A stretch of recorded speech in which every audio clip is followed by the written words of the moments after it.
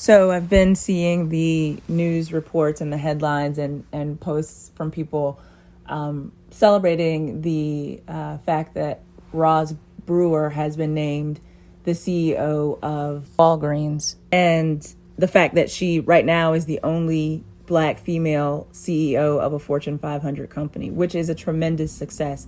It is equivalent to, seeing Kamala as a Black woman hold the second highest position in the U.S. government. So it is a huge accomplishment for Roz herself as an individual, and it's a collective accomplishment for Black women in America, and more specifically, Black women in corporate America. However, as the one who plays the devil's advocate really well, I can't help but not feel just the same way that I saw Kamala, be inaugurated and still didn't feel 100% like, yes. I felt like, yes, but I feel kind of the same way with seeing Roz being appointed to this position. And it comes from this knowledge, this very real fact that for, I would dare say, most Black women in corporate America, the experience of being in that environment is not one that is usually very self-affirming, and it often leaves one with very deep scars.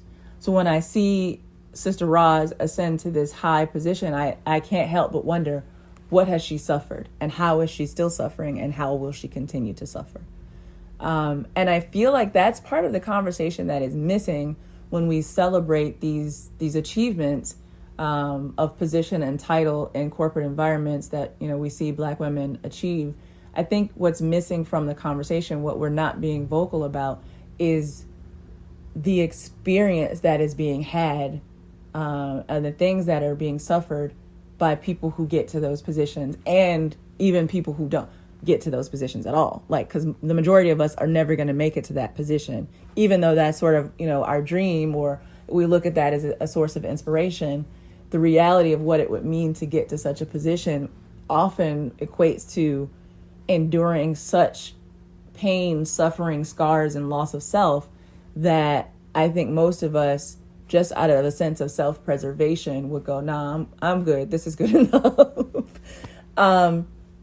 So I do think that, while we are celebrating Roz, and while we are celebrating this momentous accomplishment, I think it gives us the opportunity, or it opens the door for us, or honestly, it necessitates the value of the conversation about the other side of that accomplishment, of what often happens within these corporate organizations to Black women that, leave us often feeling like we are not people of value. We are not seen. We are not heard. We are not being accurately reflected back to ourselves within these environments, in our performance reviews, in our promotions, in our interpersonal relationships, in our ability to express ourselves as ourselves without being mislabeled or limited or held back.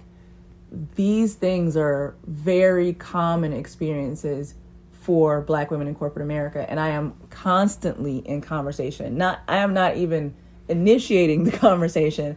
I get former coworkers and sister friends who are in corporate or have been in corporate. They call, and inevitably or invariably, we, have this conversation. They're reaching out specifically to go, hey, Keisha, I know you can get this. I know a lot of people wouldn't be able to feel me on this, but I know you can. And we go into a conversation that literally mirrors almost word for word a conversation that I've had with another sister, or a conversation that I've seen from a sister posted online who's experienced a similar incident in corporate America as a Black woman.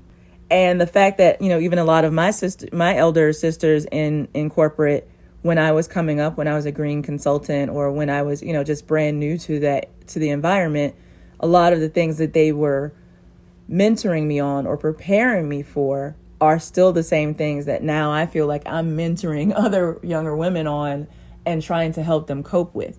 And I go, well, hell, I've been in this game for 20 years. And then, the elder women who mentored me were in the game for 20 years before that.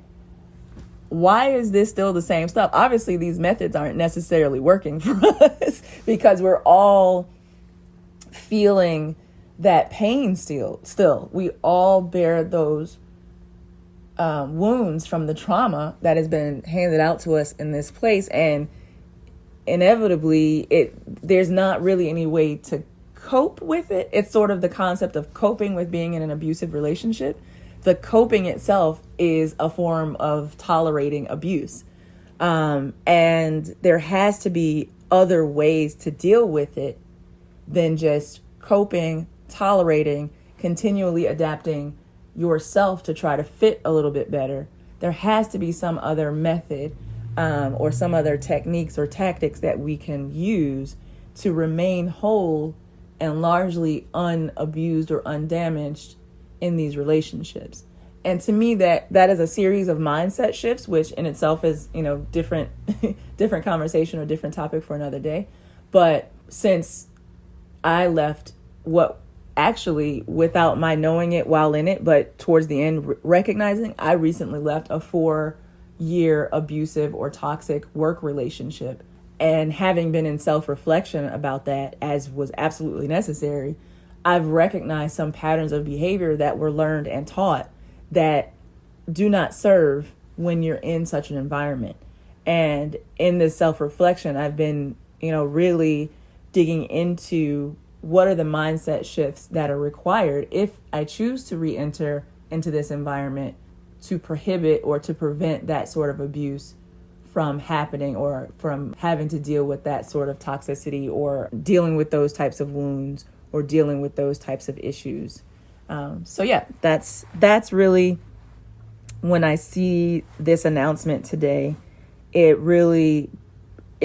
encourages me to continue in that self-reflection and to continue to dig into alternatives in our thinking for how we engage as Black women in corporate America with these institutions that are often non-empathetic, possibly abusive or narcissistic. How do we then exist in there? Because within there, I don't think it's anything that we can say, oh, we're just not going to do corporate America anymore. I don't think that's a realistic stance to take. A lot of the goals, a lot of the things that we want to achieve reside in those organizations, or being within those organizations help us get those things that we want, or those valuable items that we've plotted out in our story. So then how do we still engage in this place without being completely abused or having our life force diminished, or our idea as the protagonist or hero of our own life story being completely thrown out of the window?